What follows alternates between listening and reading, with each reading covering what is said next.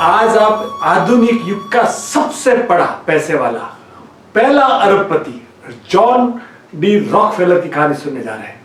उसके पहले अरबपति वर्ड दुनिया के इतिहास में नहीं बोला गया। आज भले ही 2557 दुनिया में बिलियनर्स है, पर वो पहला बिलियनर था।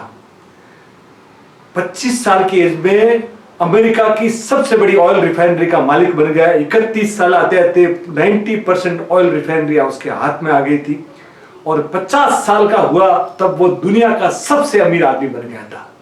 पर उसको सिंगल साइडेड सिर्फ पैसा पैसा पैसा, हर चीज में वो पैसा ढूंढता था। रिलेशन में, बिजनेस में, हर जगह पैसा पैसा पैसा। एट द एज ऑफ 53 साल की एज में उस व्यक्ति को इतनी बड़ी बीमारी लग गई, उसके पूरे बाल जड़ गए, उसका पूरा शरीर टूटने लग गया। और कहने वाले कहते हैं कि उसको न तो नींद आती थी, न वो मुस्कुरा पाता था, और सिर्फ हल्का सा सूप ही ले पाता था और छोटे स्नैक्स, क्योंकि उसको डाइजेशन भी नहीं हो रहा था। उसके जो पर्सनल फिजिशियंस थे ना, उन्होंने उनको बोल दिया था कि आपकी ये सिर्फ 1 साल बची है। ये बात है 1893 की। अब वो इतनी पीड़ा से करा रहा था, जो पूरी दुनिया का बिजनेस एम्पायर को कंट्रोल कर रहा था, आज उसकी लाइफ उसके कंट्रोल में नहीं थी।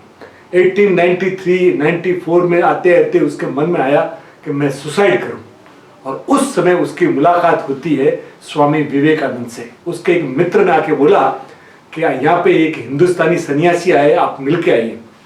तो जॉन रॉकफेलर बोला मैं कोई बेगर से नहीं मिलता हूँ। पर 2 दिन बाद उसका न जाने क्या हुआ कि वो वहां गया और स्वामी जी बैठे बैठे लिख रहे थे।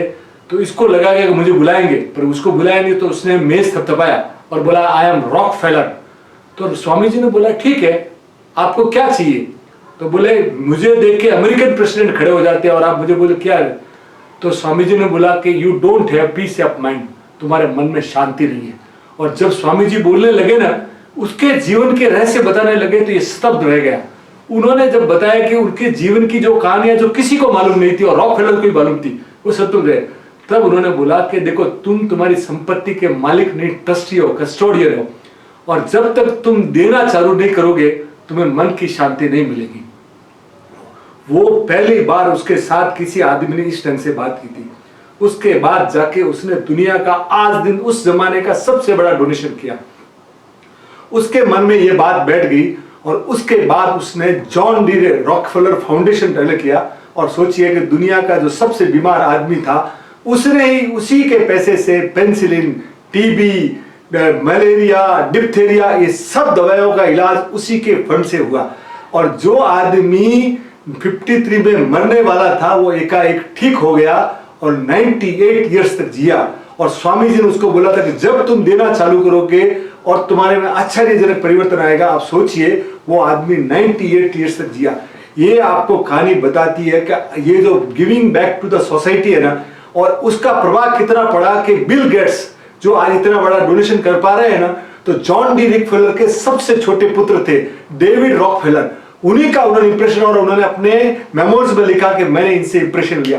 तो स्वामी जी का कितना बड़ा इफेक्ट रहा होगा, आप अंदाजा लगाइए कि जॉन डी रॉकफेलर जैसा आदमी जितना आज दिन तक की हिस्ट्री में उसके जितना डोनेशन किसी ने नहीं किया। इसलिए भारत का जो इम्पैक्ट है ना, दुनिया में बहुत जगह पड़ा है। बोलिए स्वामी विवेकानंद भगवान की जय।